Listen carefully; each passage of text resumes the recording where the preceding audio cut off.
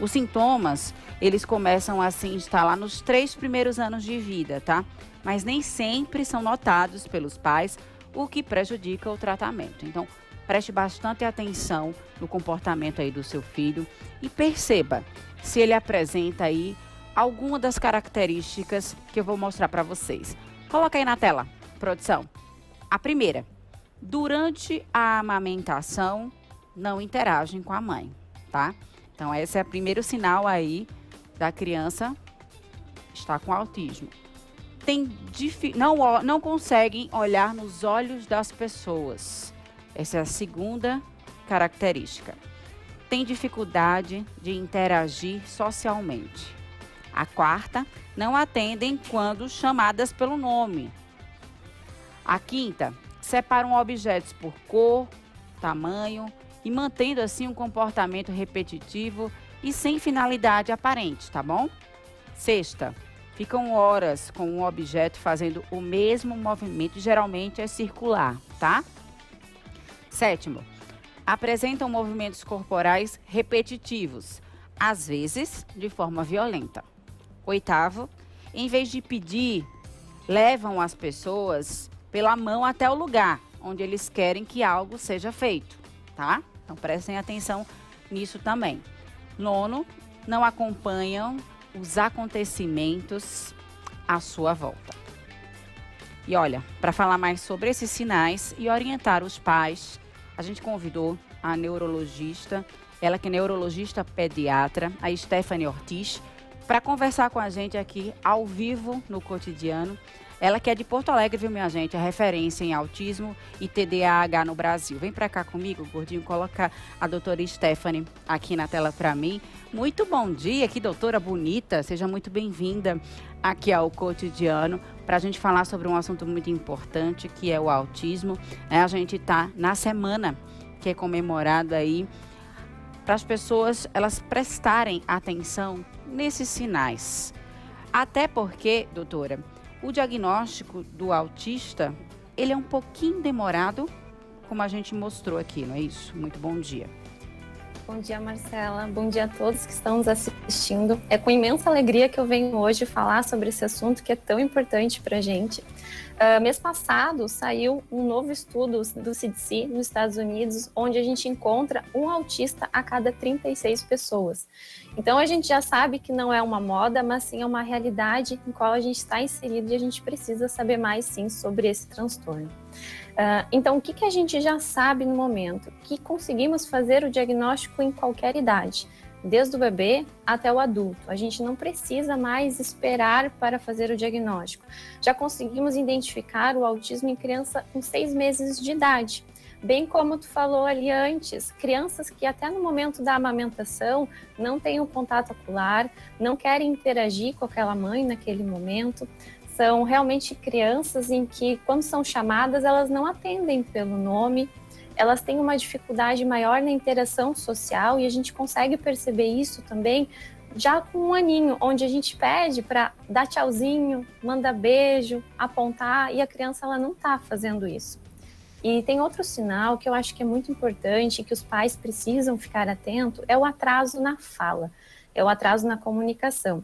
Normalmente essas crianças, elas têm uma demora para iniciar as falas, elas chegam com 2 aninhos e ainda não iniciaram. E a gente já esperaria que com 2 anos uma criança já conseguisse formar frases, se comunicasse já muito bem com aquilo que ela quer. Vocês viram, né? Doutora Stephanie, ela que é referência em autismo e TDAH, está aí ressaltando os sinais para os pais que estão assistindo o nosso programa ficarem atentos. Mas, doutora, uma dúvida também que os pais geralmente têm é com relação aos graus do autismo. Esse grau realmente é uma realidade ou não existe? E se existe, quais são? Perfeito, perfeito. Os graus trazem realmente muita confusão, porque muitos acreditam que o grau, o nível, na verdade, é um grau de gravidade. Mas, na verdade, os níveis que a gente usa somente são níveis de suporte. onde a gente entende que aquela criança que está precisando de mais suporte, ou seja, mais ajuda, para as coisas do dia a dia, para se alimentar, para se vestir, para dormir, para se comunicar, é uma criança com nível de suporte maior, um nível 3. Onde que a gente vai fazer o tratamento, fazer as terapias, ajudar essa criança a aprender, ter essas habilidades que ela ainda não tem, no qual a gente vai subindo de nível 2 até nível 1, onde ela se torna, ainda está dentro do transtorno do espectro autista, mas ela se torna totalmente funcional. Então o nível 1 já é uma pessoa, uma criança, que consegue se comunicar, que dá conta das demandas que ela tem durante o dia para fazer, mas de forma alguma é nível de gravidade, é somente a necessidade de suporte que aquela criança está necessitando e é naquele momento. A gente consegue ir aumentando e melhorando a questão do nível. Doutora, quando a gente fala em atraso na fala, assusta os pais que estão assistindo aqui o nosso programa, porque tem crianças de fato que têm esse atraso na fala, mas não têm autismo. Como saber diferenciar isso? Perfeito. Crianças que têm somente o atraso na fala, elas realmente vão apresentar somente o atraso na fala. Então, nessa questão do desenvolvimento dessa comunicação. As crianças que estão dentro do transtorno do espectro autista, elas apresentam outras questões, como uma dificuldade na própria socialização, uma dificuldade no próprio brincar, elas não sabem ainda usar os brinquedos com a função que eles têm, então a gente chama isso de um brincar não funcional. Então é aquela criança que pega o carrinho, vira o carrinho de ponta cabeça e fica girando a rodinha, ela tem interesse por mais objetos do que por brinquedos, ela realmente prefere ficar sozinha, ela se isola de alguma forma, ela não gosta de estar junto com outras pessoas e também ela tem uma dificuldade de entender o contexto, então ela prefere ficar na própria presença mesmo. Então a gente consegue diferenciar dessa forma. Crianças que estão dentro do transtorno do espectro autista têm outras dificuldades, além somente da dificuldade da fala. Então a gente não pode pontuar só a dificuldade na fala, como a doutora Stephanie acabou de falar aí, não se assuste. Se tem esse atraso na fala, pode ser outro motivo, tá? Mas se somado vários sinais, aí sim pode ser que o diagnóstico seja de autismo. E aí os pais também ficam, meu filho foi diagnosticado com autismo. Qual o próximo passo? Como que eu posso iniciar esse tratamento para inserir o meu filho na sociedade para que ele tenha uma vida normal, porque infelizmente, doutora, o que a gente se depara é com preconceito, né? A gente já vê isso também até nas escolas, os alunos, eles não aceitam bem. A criança que tem autismo, ela não é inserida como deveria ser na sociedade, então os pais ficam preocupados, de fato, em proteger o filho e saber como fazer com que o filho seja inserido na sociedade e esse tratamento com que ele seja feito da maneira correta para ele desenvolver e ter uma vida normal. Perfeito. Então, a gente sabe que essas crianças precisam aprender aquilo que elas ainda não sabem, então desenvolver a habilidade que elas ainda não têm. Sabendo disso, a gente precisa ter uma equipe multidisciplinar que ajude essa criança a desenvolver a questão de fala, a questão de socialização, a questão de brincar. Então, a gente precisa, de fato, muitos profissionais que tenham essa habilidade para ensinar essa criança em uma quantidade de horas muito boa, para a gente expor esse cérebro a esses estímulos para que essa criança venha aprender. A gente tem hoje várias leis, principalmente a lei Berenice Piana, que dá sustentação para essa criança ter o que ela precisa dentro da escola. Então, ter esse momento de inclusão. É importante que a gente venha entender também um pouco mais sobre o autismo, para que também os pais, os professores consigam fornecer dentro do ambiente escolar as necessidades que aquela criança tem. Muitas dessas crianças, principalmente crianças que têm um nível de suporte, que a gente conversou ali antes, nível 2 ou nível 3, também vão precisar dentro do ambiente escolar um professor auxiliar ou um auxiliar terapêutico, que vai estar conseguindo fazer o intermédio entre a socialização e a comunicação que aquela criança está precisando. Perfeito. Minha gente, inclusive, logo no início da entrevista, eu falei para vocês que a doutora Stephanie é especialista em autismo e TDAH. E no Instagram dela, a gente se depara aí com diversas dicas. Uma que me chamou a atenção foram os erros, né, que os pais cometem com os filhos autistas. Ô, produção, coloca na tela os prints, por favor. Ó. 7 alertas importantes para quem tem filhos com autismo. Coloca na tela aí para a gente ver. O primeiro, o uso exagerado de tablets e celulares pode ser um enorme problema. Então, de fato, às vezes é um erro. O pai quer colocar o filho para ficar muito tempo no celular e no tablet, né, achando que vai fazer bem e acaba que não está fazendo tão bem quanto ele imagina, não é isso? Exatamente. Então, a gente já tem muitos estudos feitos no mundo inteiro, na Europa, Estados Unidos, até mesmo aqui na América, mostrando o quanto é prejudicial as telas para as nossas crianças. Então, a gente já considera até mesmo como se fosse um vício, né? Uma droga de fato para o cérebro, onde a criança prejudica no desenvolvimento, prejudica na questão da fala, em questão de socialização. Não é só para a criança que está dentro do transtorno espectro autista, mas isso sim serve para todas. Então, o ideal que a gente tem da Sociedade Brasileira de Pediatria que nos oriente é que crianças até 2 anos de idade não sejam expostas a telas de forma alguma, 0 telas mesmo, nada, e crianças acima de 2 a 5 anos que tenham somente 1 hora de tela por dia. E isso é importante porque caso a gente passe desse tempo, já começa a ser nocivo, começa a ser prejudicial para o desenvolvimento dessa criança.